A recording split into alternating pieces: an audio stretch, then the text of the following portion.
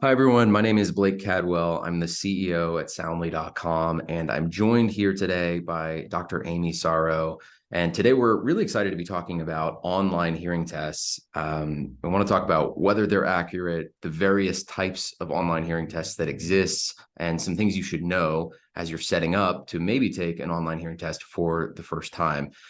So before we get into all of the world of online hearing tests, let's just take a step back and talk about what a standard hearing test that you might take in a clinic would look like. Dr. Amy, you have lots of experience. You've had lots of in-clinic hearing tests. Can you tell us what a typical in-clinic hearing test includes? Definitely. So in an in-clinic hearing test, you're going to take that in a sound-treated room. So you'll start with otoscopy. So the audiologist will be looking in your ear, and then they'll be setting you up either with headphones that go over the ear or those little insert earphones that go in your ear. And there'll be several parts to the test. The first part is going to be listening for the softest sounds that you can hear. That sounds like beeping sounds, and you'll press a button when you hear it. And then you'll do some speech testing. So you'll repeat some words back. And then in the last part of the test, it's going to look at bone conduction. So you'll wear a special headband behind your ear, and you'll be, again, listening for those soft beeping sounds. So obviously a lot of this not possible at home. If I'm sitting at home with my computer or my smartphone and a pair of headphones, I can't do all of these things. What are the pieces of this that are at least somewhat replicatable in a home environment?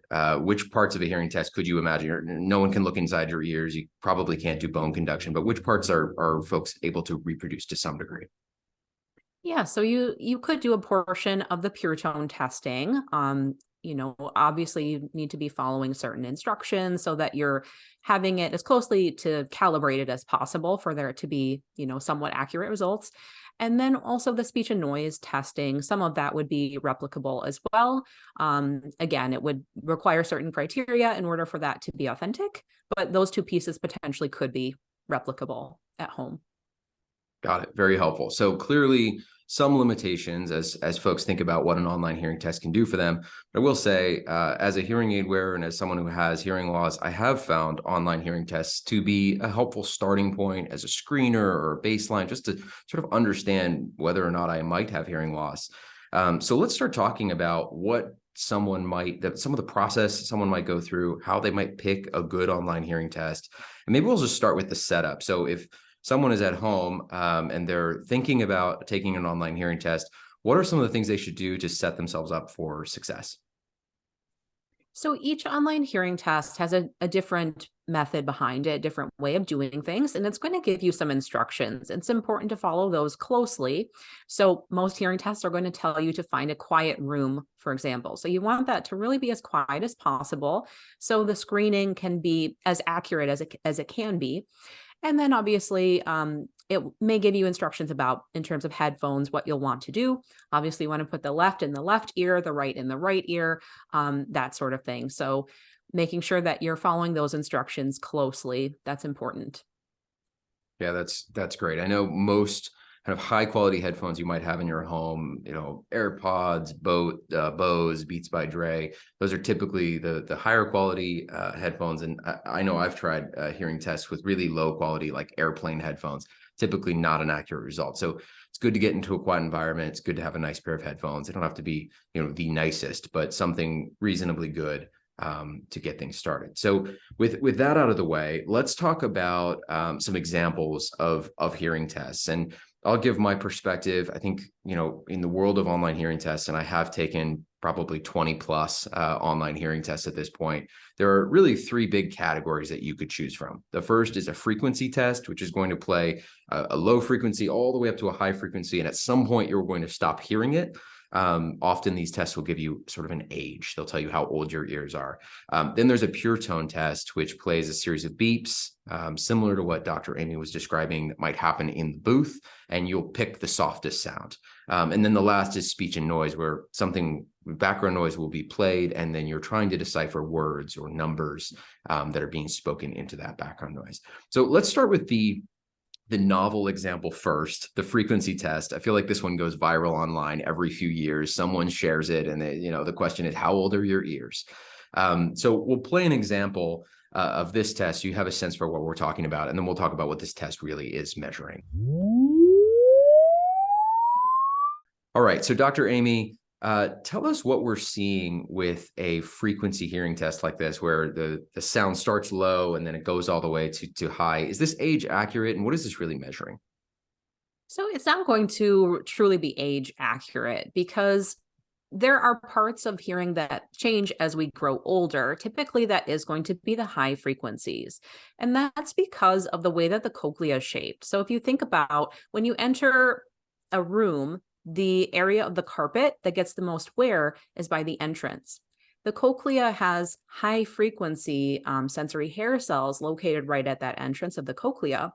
And so that's one reason why we see that region wears out with age over time.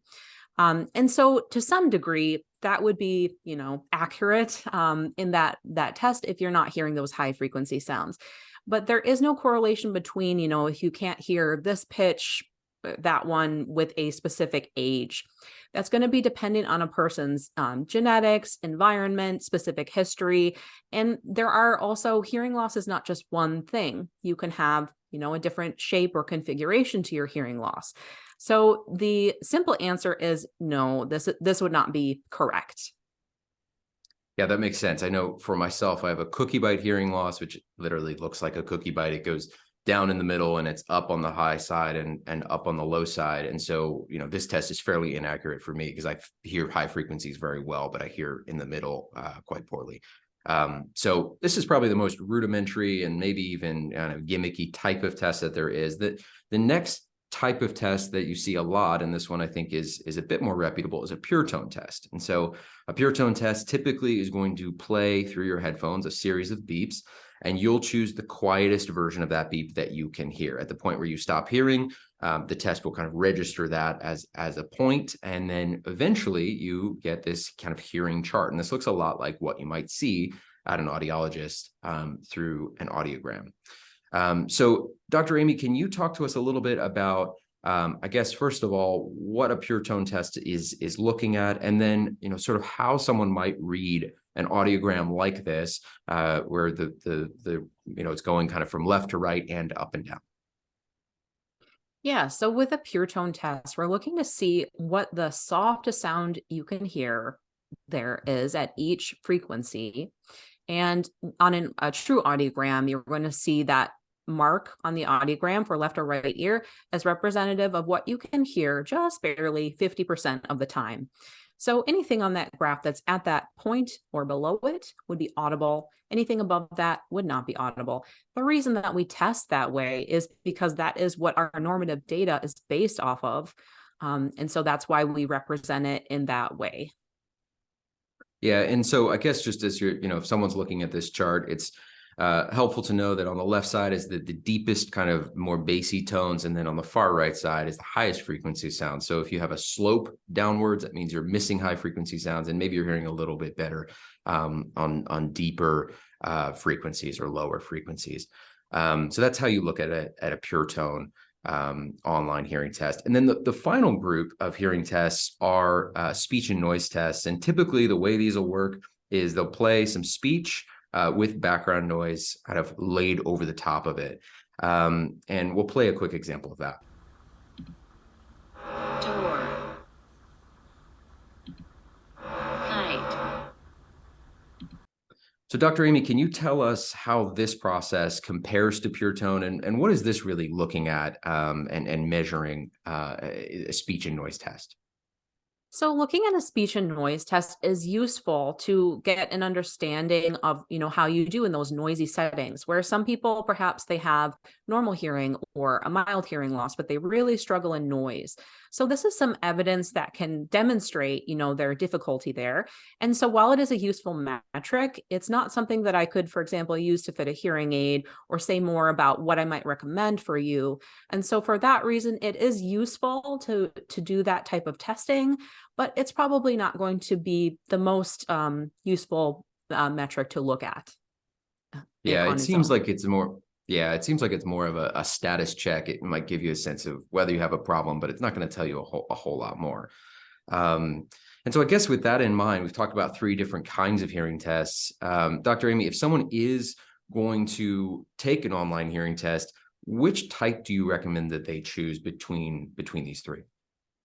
I would recommend the pure tone test because that is going to give you an idea of where you're at. If you do have some degree of hearing loss, that's going to be useful as a screening measure. Yeah. Yeah, that's really helpful. Well, Dr. Amy, this has been incredibly informative. Thank you for answering our questions. To you, the viewer, I hope this has helped you understand the world of online hearing tests. There are, of course, some limitations, but you can also get some helpful information back. Thank you for your time, and we wish you the best.